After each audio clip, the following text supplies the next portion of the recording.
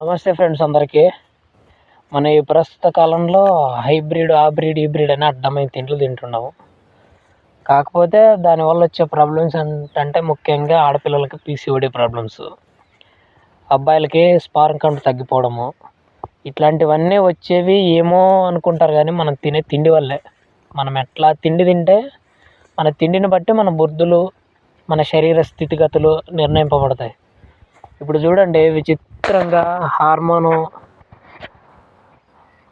విపరీతంగా కావాల్సిన హార్మోన్ కన్నా విపరీతమైన హార్మోన్లను పెంచి ఈ కంకులు విపరీతంగా వచ్చేటట్లు పెంచిరి.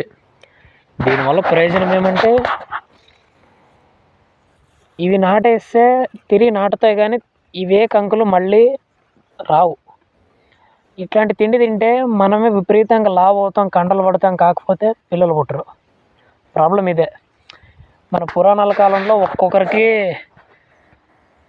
అంతవరకు ఏమి, మన అమ్మమ్మలు తాతల కాటికే పోదాం, ఒక్కొక్కరికి మినిమం 10 మంది పిల్లలు ఉండేవాళ్ళు.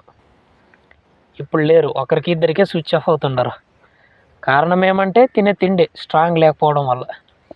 ప్రకృతి నియమాలకు లోబడి బ్రతికితే శరీర స్థితిగతులు, మానసిక ఆందోళనలు, మానసిక సమస్యలు ఏమీ ఉండవు. కాబట్టి ప్రకృతి ఇచ్చిన తిండిని ఇచ్చిన దాన్ని ఇచ్చినట్లే తిందాం. కొత్తగా తయారు చేసి తినేదానికన్నా అదే ఉత్తమం. కాబట్టి హైబ్రిడ్ తిండి మానేయండి. జై శ్రీరామ్.